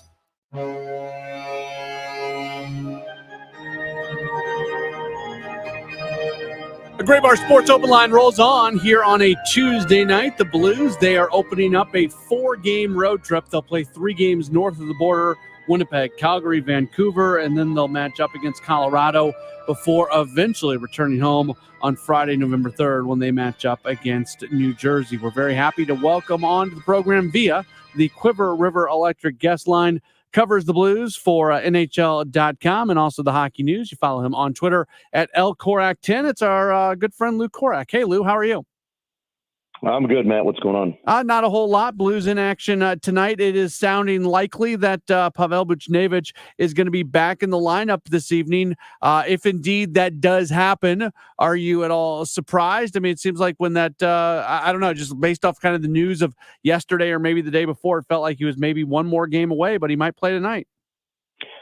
Yeah, when I came into practice yesterday, I thought there was no way that he was going to play because he stepped out on the ice in one of those proverbial no contact red jerseys, and you're thinking, okay, well, then he's not ready to take any kind of contact yet. So get on the ice, continue to progress to getting back to action. You figured, okay, he's probably going to be on this road trip at some point. Was probably going to go to Canada, maybe not play tonight, but then towards the end of practice starts taking a little bit of contact from some teammates. And Craig Berube, when he left it open-ended yesterday, that he sounded pretty encouraged that he was going to possibly get into the lineup tonight. Then you started to think, well, it looks like, there's a pretty good chance that this is going to happen after, the takeaways of yesterday. And it's a shot in the arm for this team because, quite honestly, I thought Nikita Alexandrov struggled a little bit on Saturday against Pittsburgh and didn't see the ice for about the last just under 25 minutes. And you knew Craig Berube was going to shorten the bench there, especially with a lead. He was going to get some of his veteran guys out there. And when Pittsburgh's rolling Crosby and Malkin out there, double shifting those guys, that Alexandrov wasn't going to see the ice much. Felt like he was going to be better. And when you make that trade-off, I think you're putting out and icing a good lineup there in Winnipeg tonight. So it would appear that Buchnevich will be on that second line with Shin and Kapanen, and Saad will stay on the first line with Thomas and Kyrou. Is that more because Saad's going out and had that 2-goal game last time out, so don't mess with what was working? Yeah, Craig Berube's not going to switch things up if he liked what he saw, and I know he liked what he saw out of that line on Saturday, and not just because they were able to pot a couple of goals, and both of those, like you said, from Brandon Saad, but they defended well. And you're going up against Crosby all night. You're going to have to play both ends of the ice, and I thought they did a good job. And for the first time this year, somebody was able to keep Sidney Crosby from getting a goal or an assist. And, that's a pretty good line in itself with Gensel and with Brian Rust. And, not only do you have to be, aware and mindful of what you need to do offensively, but you also need to defend as well. And Craig Berube felt like that trio progressed from the game against Arizona on Thursday. And yeah, he's gonna keep them together for the time being while they're rolling. And I actually think that's not a bad spot for Buchnevich to be in on with Shen and Kapanen, because up until Saturday, Matt, that line hadn't produced a whole lot offensively. It's not that they've been playing poorly, but they just haven't been getting a whole lot there. And putting Buchnevich out there, who's both responsible on the offensive end and defensive end, they all could complement each other really well. What does Saad do on that first line that maybe Buchnevich doesn't, and vice versa? Just, I know you got into a little bit in that last answer, but when you're looking at that first line with Thomas and Kyrou, how do they look different when it's Saad versus when it's Buchnevich? I don't know if it's so much looking different, but it's just Brandon Saad's got that knack for just driving the net. And you've got two guys like Thomas and Kyrou that like to funnel those pucks towards the net. And Brandon Saad's just got that North mindset. Not that Buchnevich doesn't, because, he's a skilled player and a guy that likes to, get down and dirty in that crease himself and is not afraid to take and dish out some of that punishment. But it just seemed like you could see that on Saturday. Brandon Saad just had a nose for the net. I mean, the Blues only had 22 shots in that game, and he had 6 of them and 9 attempts, and just because he was driving the net hard. And I just think Craig Berube likes that concept out of him. He's got some sneaky speed. I'll tell you what, it's not so much that he's going to be a guy that you're going to think is going to beat a Connor McDavid in one of those, if you go to the All-Star game, one of those speed skating competitions. But I talked to Braden Shen about this one time, and he just said he he skates with such a power. It's a powerful stride that he skates with, and it's very deceptive. And I just think it complements those two very well. Now, is it going to continue to go like that, game in and game out? If you're the Blues, you'd like to think so, but there's going to come a time where, maybe the well's going to dry out and they're going to get Buchnevich back up there with that duo. But for the time being, after you're coming off a good game like that, Craig Berube's not a guy that's going to get away from something that's been working. It worked on Saturday. You go back with it again tonight. We're talking with Luke Korak, covers the Blues for NHL.com, the Hockey News. It's only 4 games in. It's only 1 win. I'm not sitting here trying to make too big of a deal of, just one of all the games you played during the course of the year, but coming off just a bad performance against Arizona, and with what happened last year in the minds of everybody, how important was it that the Blues came out on Saturday and looked really good against Pittsburgh and made it feel like that Arizona game was more of an anomaly than anything else? Well, and that's what they're going to have to do, because you're going to have hiccups. It's 82 games. It's a marathon of a year. It sounds cliche. We talk about it all the time, but you're going to, Justin Falk said it best, whenever there's nights where you feel like you don't have it, you just have to keep things simple. And when you don't have it, and too many times last year, that team was trying to make things more complicated than it needed to be, and you just kind of simplify things. So they just went out, and it wasn't one of those games where it was a Picasso. I'll tell you that right now. But maybe that's the way this team is going to have to win, because I had too many people telling me, well, it wasn't like the Blues looked great. And I just tell them, this is the way this team is going to have to play. They're going to have to dig down into the trenches. They're going to have to make the games dirty. They're going to have to do the little things that maybe you necessarily don't want to do, and the results are going to be there, because whether you win pretty or whether you win ugly, the objective is 2 points. They got the 2 points, and that's all that matters. If we're going to sit here and talk about part of the goal, maybe through the first third of the season, is just to make sure that you don't go into any type of long losing streak, don't put yourself into any type of a hole. Well, and then we look at what's coming up. These next 4 games on the road, 3 in Canada, and then you finish off with a really good Colorado team. It feels like they just need to go through this road trip and kind of survive it. More or less, yeah. I mean, and you're going to go into your next venue, which is going to be Calgary. And after tonight, Winnipeg's kind of stubbed their toe out of the gates here, so they're going to want to get back on the saddle. Calgary the same way. They had one of their players today pretty much question the way they've started the season, and Vancouver's kind of been up and down. And like you'd mentioned, Colorado right now, and along with Vegas, are 2 of the benchmarks of the Western Conference. So you're going to have to continue to play the way you're playing defensively, which is basically limiting the opposition to the dots on out. They can have all the shots they want from those areas. And if you got Jordan Binnington playing the way he's playing right now, and he's playing fantastic and lights out, I think Colton Parayko's playing really, really well, probably as good as I've seen him play pretty much going back to before he had his back issues back in 2021. I wrote something about him today. If you got your main horses going, you're going to give yourself a fighting chance. And that's all there is to it. I mean, if you're looking at it, like you said, 4 games, you want to survive it. If you can get anywhere from 4 to 5 points out of this road trip, I think the Blues will take that. Anything more than that, you're going to be pretty pleased coming back home. And you just got to continue to build. And I know a lot of these players, they look at their season in blocks of 5 games, and you're talking about 10 points. If you can take anywhere from 5, 6, 7 points out of every 10 that you're going to play, and they're going into their next block right now, you're going to be happy with the results at the end. Last thing for you, you wrote about it at the Hockey News. Your player to watch tonight, Kasperi Kapanen. Why is he your guy for tonight? I just like the way he's playing right now. I mean, he's playing with a lot of speed. He's playing with a lot of tenacity. He's been successful against Winnipeg. 9 career games. He's got 9 points, and he's complemented that line really well. And I know, offensively, he didn't break out until the other night when he got 2 assists, and you knew he was going to be jacked up to play his former team. But I don't know. He's just somebody, and I felt like if you can throw Buchnevich in out there, you got 2 workers with Buchnevich and Braden Shen, guys that can also score. But then you kind of got Kapanen out there lurking in the weeds. These are all guys that are going to work hard. They're going to back check. They're going to play for each other. And this might be a night that I feel like that maybe he might be able to dent the twine. We'll see what happens. Building off of a really, really good game that he had on Saturday. And Craig Berube has really liked the way he's started the season, and he feels like it's started with his training camp, and it's continued throughout so far. He's Luke Korak. You need to be reading him at NHL.com. Also at the Hockey News. You follow him on Twitter at LKorak10. Lou, as always, we appreciate your time and your insight. We'll do it again real soon. You got it, Matt. Take care. Very good. There's Luke Korak joining us here on the program. Quick update on what's going on in the NLCS.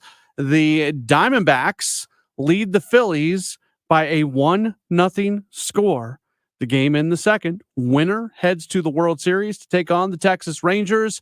Diamondbacks have something going in the second with a runner on. Do they still have a runner on? They do. They just got a stolen base. So, they've got a runner in scoring position now. So we'll see if Arizona can make their way to the World Series and if that will force the retirement of Chris Mad Dog Russo. If you don't know what I'm talking about there, we'll talk about that a little bit more later on in the program. Right now, though, we'll take a break. And when we come back, we'll hear from Craig Berube, his thoughts going into this game tonight between the Blues and the Jets. That's next. This is a Gray Bar Sports Open Line on KMOX. Broadcasting from the Underline Tree Lawyers, GetJim.com studios. KMOX. Join us at Odyssey as we all do our one thing. Together millions of things for our planet. After Halloween, your used jack-o'-lantern and other gourds are great additions to any compost pile. When we each share our one thing, it becomes a million things for our planet. What's your one thing? We all know how important nutrition is to our health, so why don't we do something about it? With Neovitin Men's 50 Plus, you can give your body sensible doses of vitamins, minerals, and antioxidants to support your daily health. Formulated for men over 50, Neovitin Men's 50 Plus gives you B vitamins to support energy and our proprietary physician-formulated blend for daily support you won't find anywhere else. Do something about your health today with Neovitin Men's 50 Plus.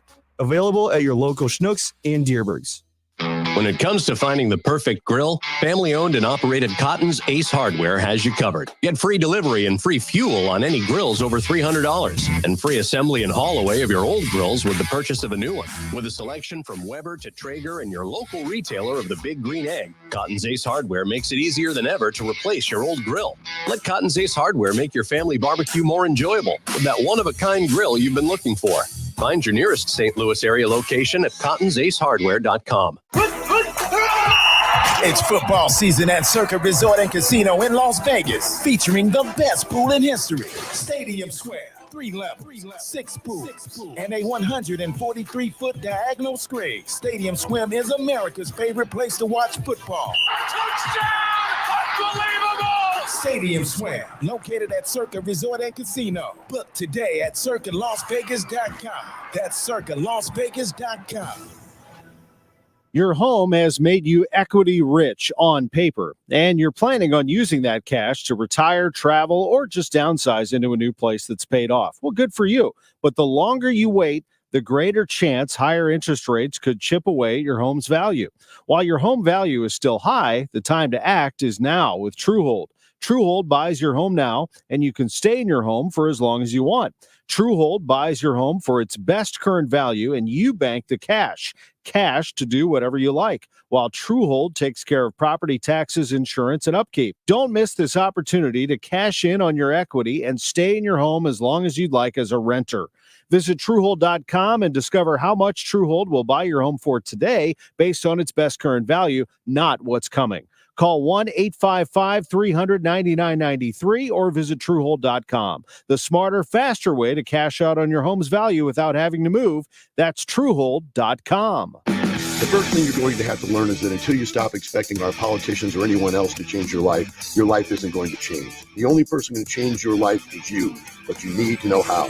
Want to learn how? Meet Bill Wumsley's Lifestyles Unlimited team and get your map to retirement in 5 years or less. Saturday and Sunday, November 4th and 5th, Doubletree by Hilton St. Louis. Go to GiveMeTotalFreedom.com. That's GiveMeTotalFreedom.com. Limited seating, unlimited potential. Register now at GiveMeTotalFreedom.com.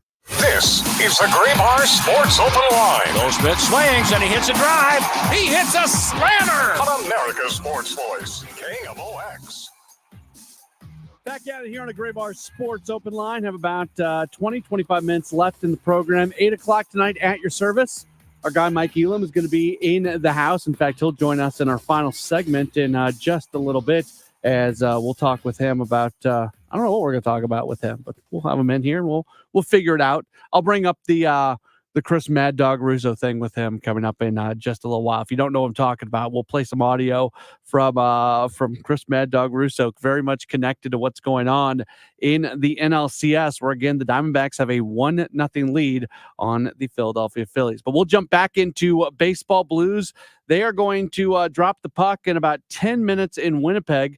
They match up against the Jets tonight. All indications are that Pavel Buchnevich is in the lineup.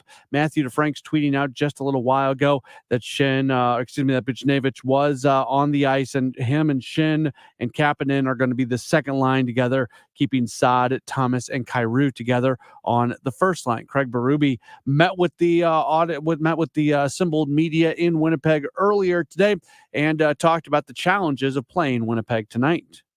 Well, the same guy. They have had Scheifele and Connor here for a long time, and obviously two very good players that produce for them, and they're hard to handle. They're Scheifele's a big guy that can skate, and he's got great skill, and Connor's got great ability and skill himself. So it's going to be a tough game. It always is here. I mean, I think it's the start of the game is crucial. This team starts quick in their own barn. With the fans and everything. It's a tough environment here early on in the game.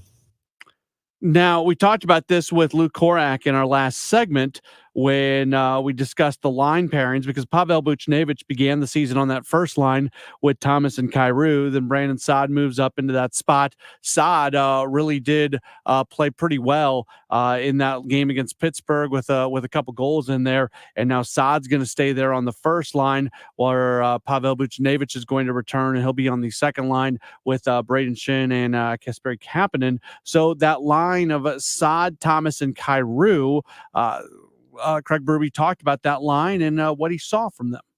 Well, they moved the puck really well, and they skated, I think, more than anything. I mean, they had some great line rushes and did some real good things off the rush and in the offensive zone. But, when you're playing against Crosby all night, pretty much every shift, you got to be reliable defensively, and you got to work. And that's what they did. I mean, I think they checked well and they worked, kept things in our own zone tight out to the outside, and didn't give up odd man rushes. Combination, is that something you want to see more of and just kind of see how it develops? The line, you mean? Oh, why would I break them up? They've produced in the last couple of games for us. So Bucci's back. If he plays tonight, I'll find a different spot for him. I love the simplicity. They're playing well. Why would I break them up? In life, we overthink things. So, and I am as guilty as anybody in the world. I overthink everything.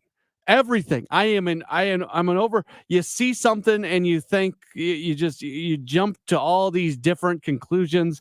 God bless Craig Berube. Why would I break them up? They're performing well. I'll find another spot for Buchnevich.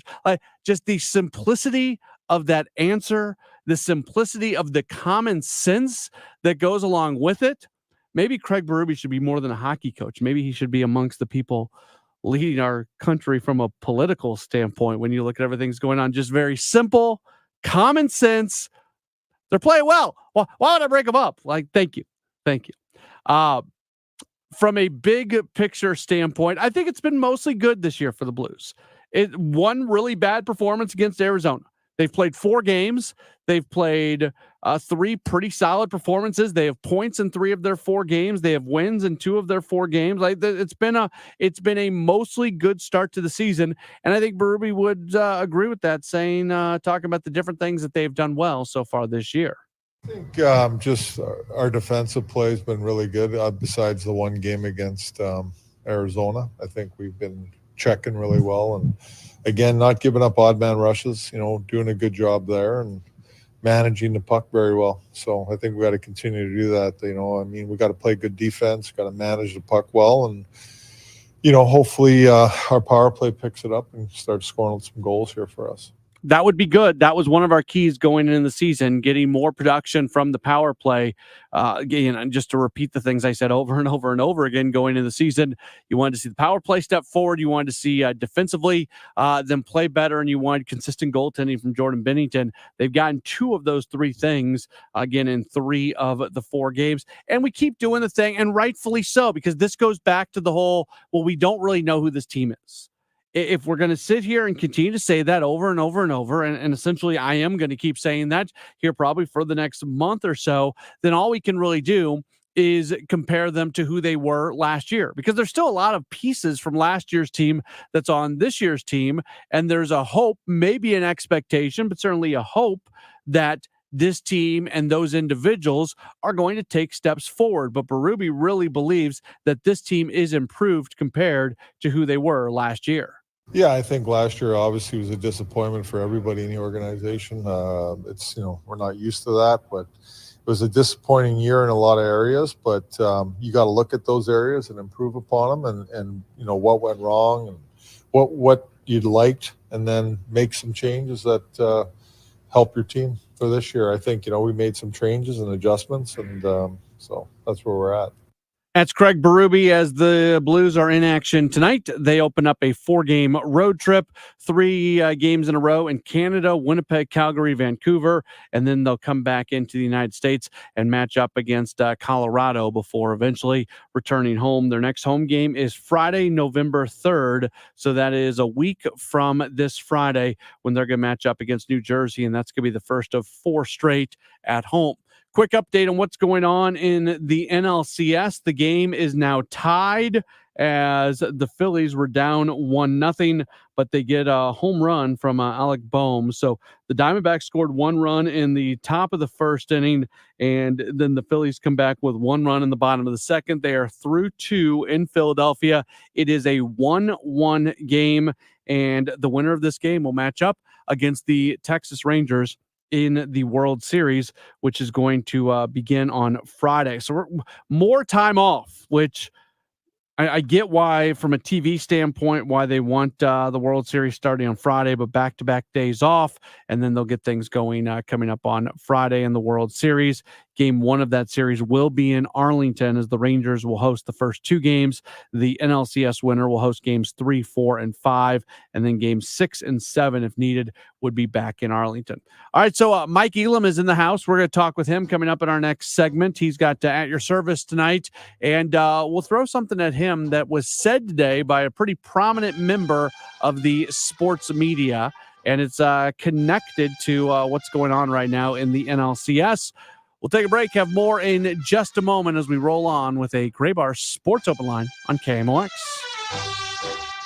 The choice of a lawyer is an important decision and should not be based solely on advertisements. The vote is in. STL Today has certified the result. Onderlaw has been voted 2023's best law firm in St. Louis. When you're injured, call Onder Law at 314 or 618-9000000. Have you been wanting to find the secret to losing weight and getting healthy the natural way without drugs or injections? Hey everyone, it's Dr. Michael Glickert with St. Louis Weight Loss Secret, and I know the secret to losing a half a pound to a pound of fat every day, naturally, safely, and effectively, without counting points or calories. No prepackaged meals, no hormones, no drugs, no injections or surgery. Schedule a free consultation now at moweightloss.com. Hey, this is Debbie Monterey, and I just would like to reiterate what Dr. Glickert said, that you can lose a half a pound to a pound per day with St. Louis Weight Loss Secret. And I can say that with confidence because that's what happened for me. Getting on the scale every morning, losing a half a pound to a pound was extremely motivating to stay on my plan. I lost 20 pounds in the first month. I've lost over 40 pounds altogether using St. Louis Weight Loss Secret. It really is not that hard when you follow their plan. Find out more by going to moweightloss.com. moweightloss.com. Says here that Gray Bar is a distributor. Yeah,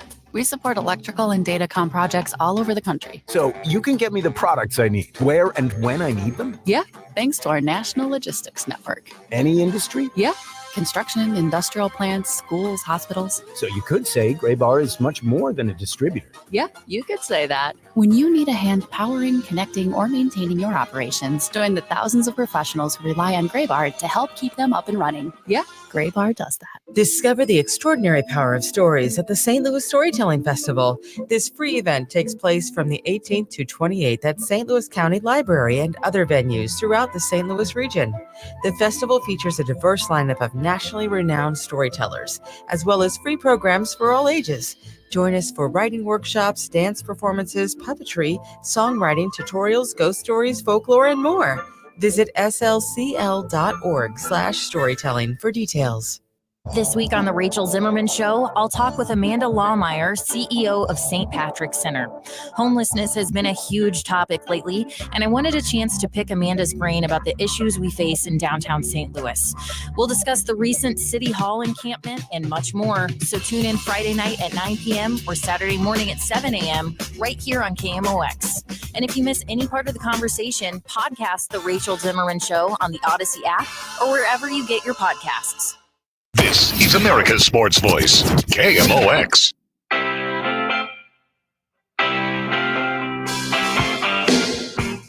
Into our final segment of a Graybar Sports Open Line on KMOX. My name is Matt Pauley. It's great to have you with us tonight during At Your Service, 8 o'clock to 10 o'clock. Our guy Mike Elam in the house, in studio, and he joins us right now. How are you? I'm great. How are you? I'm good. Have you been enjoying the baseball playoffs?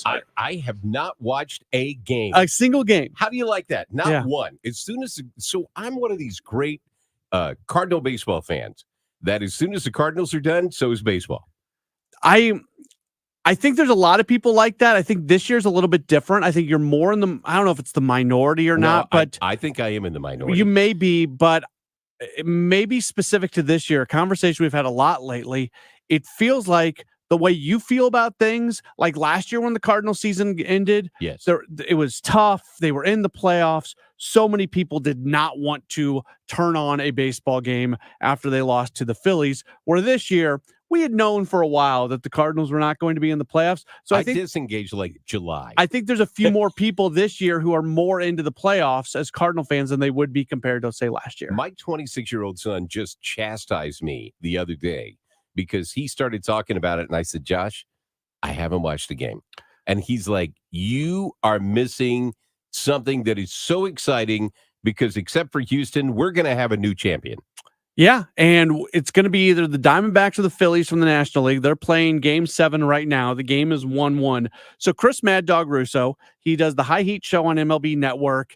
He does ESPN First Take, I think, one day a week. He's got his own satellite radio channel, Mad Dog Radio. Of course, he used to be part of Mike and the Mad Dog legendary show in New York. So he said something on his radio show before yesterday's Game 6 when the Diamondbacks were down in the series 3-2. I want to play this audio for you. This is from Mad Dog Radio. To make a long story short, I've been wrong in Arizona from day one. I'm stunned to beat Milwaukee. I thought they'd get swept by the Dodgers. I never thought they'd even go back to Philly for a Game 6. I'll try it one more time. I would not be stunned if they won tonight. I would be floored. And I'll say this right now. I'll say this right now. And Bob Raceman, write it down. If they win the next 2 days, they win the next 2 games and win this series in 7 games, if they win, I will retire on the spot. So that's Chris Mad Dog Russo, who is a very polarizing media member. And you know, with a personality like that, I can't imagine he'd be polarizing. Yeah, he seems like such a warm and cuddly kind of guy. So, first off, in no world do I think that even if the Diamondbacks move on, that he's retired. The network is named after him. It's Mad Dog Radio. This is like all the people when Donald Trump wins, I'm moving to Canada. Right, They never moved to Canada. He's Right. not going to retire, but for him to say that, like that was. And when he said Bob Raceman, for people who don't know, that's a big media critic in New York. So, he's based out of New York. Like that wasn't just some off the cuff, oh, I'll retire, oh, I'll move to Canada. That one of those. That felt very planned out when he said that. I don't understand when people make those kind of comments because in my mind, it just hurts your credibility. Like, come on. No one takes you seriously when you do that. You just sound like a hothead. There's absolutely nothing there. Although now it makes me care. Now I don't even know this guy, but now I want the Diamondbacks to win just to make him eat his words. The manager of the Diamondbacks, when heard about that, he said, "I'm looking forward to that." So I'm looking forward to your retirement party. I saw something on social media that the Diamondbacks are now America's team because everybody's rooting for the retirement of him. And he I don't know, like maybe he wants a way out. Maybe this is his way. But it's just it's kind of funny the way things went down. As a manager, you're not always looking for bulletin board material. And is that not the ultimate thing? Yeah, get this guy out of his job. It That's reminds for sure. me of Major League, like where they had the whole the woman and taking the magnets off. Every win, we're going to take this off until she's left with pasties. Now you're a council member, right? I am. Okay. St. Charles County Council. Is there anything that you would be so sure of would never happen that you would make the statement, you know what? If this happens, I will resign my seat. Lord, no, there's nothing. There's nothing. There's nothing in this world. Have you not seen politics lately? Oh my! Everything that you thought could never happen in politics, it's happening today. Even in St. Charles County. Well, St. Charles. I'm not trying to get you in trouble here. No, St. Charles. we have our folks who get out on the edge as well. Okay. But yeah, these days, nothing is off the table. Absolutely nothing. All right, so you've got at your service tonight. You're going to be with us till 10 o'clock this evening. Take us through what's going to be going on this evening. Oh, so we have got quite a roundtable of stuff that we are going to be doing. I'm excited to have Kelly Bellman on with us. She is the executive director of DASA, the Disabled Athlete Sports Association. Amazing organization.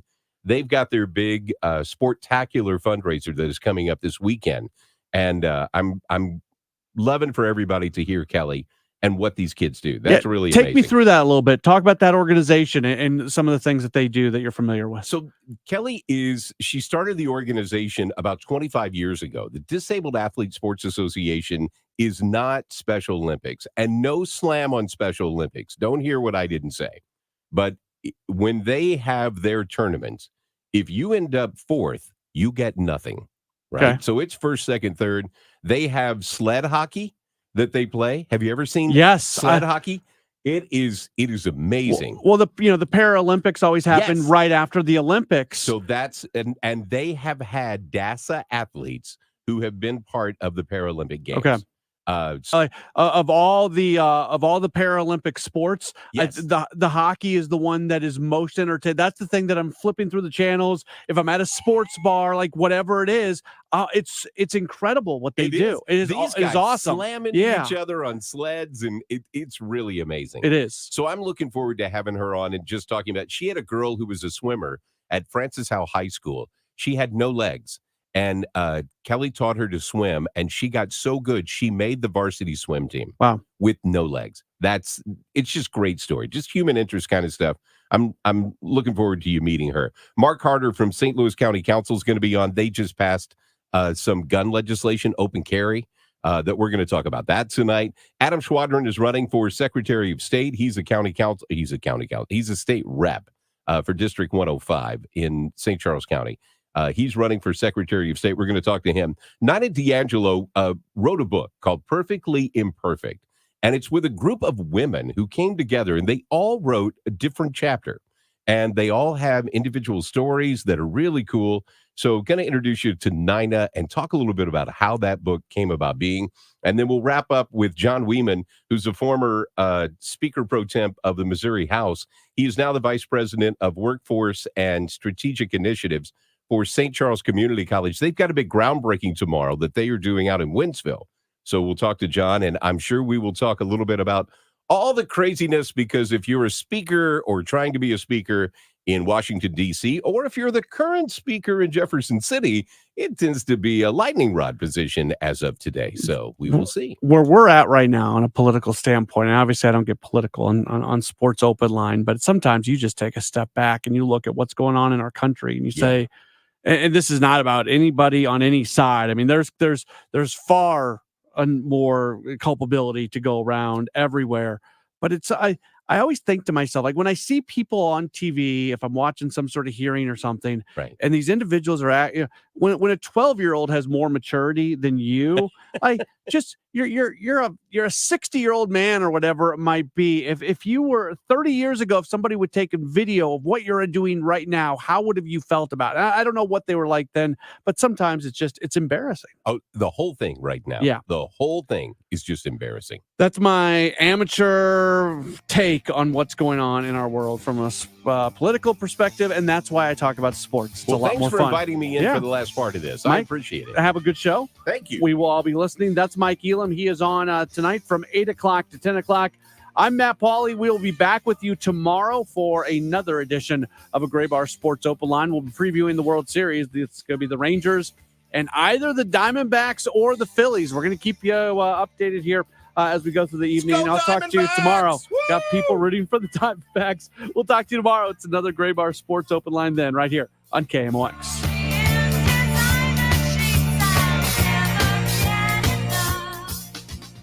Too many businesses sell for far less than they should.